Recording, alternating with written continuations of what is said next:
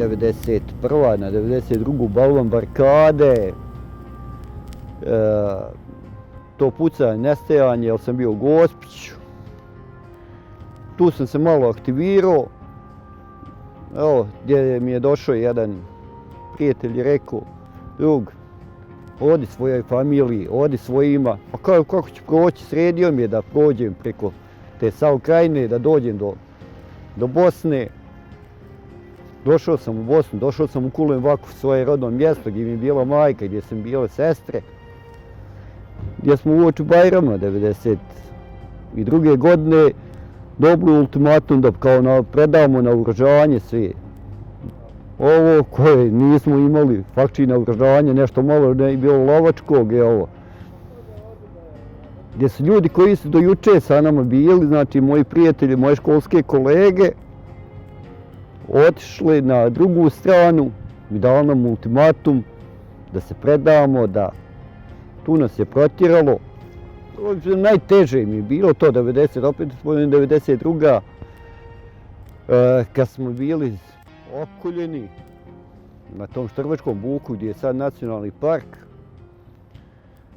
gdje su nas natjerali da se muškarci skinu do pojasa, gdje su došli sa nekim spiskovima kad su nas počeli odvajati od naših familija, naprimjer mene su odvojili od moje matere koja je bila sa mnom, koja sam je starija žena, koja sam pomogao, nosio je na sebi kroz šume, vuko je.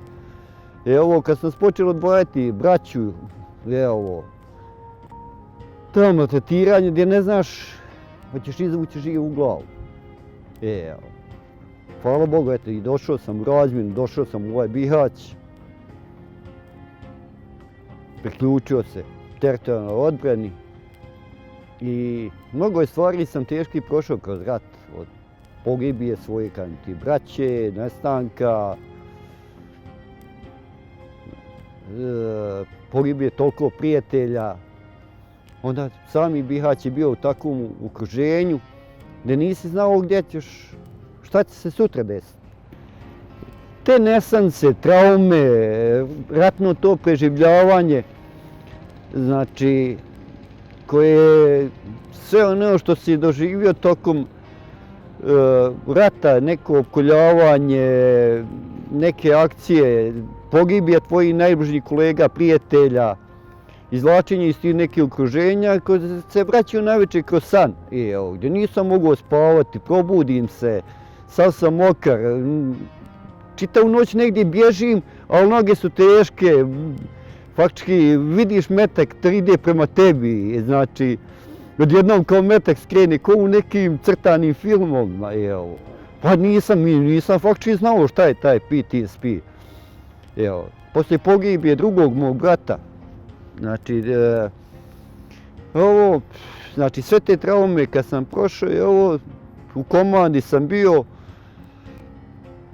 sjeo sam u vojno vozilo, vozao sam se ovdje po gradu i našli su me na tim huncima, mezarnicima, gore sutradan, gdje spavam u tome vojnom vozilu. Poslije toga sam odveo me doktor, gdje mi doktor napisao da imam PTSP, tako što nisam znao šta je. Rad sa mladima, tako sa sretanjem tih ljudima sa sviju strana, znači koji smo do juče držali puške, ovo vjerujte da puno mi je lakše kad se nekome imam ispričati.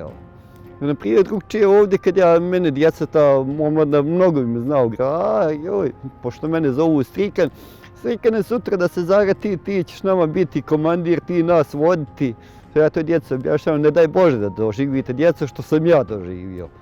Možda bi ratovali na graničnom prelazu, ovdje na Izočiću.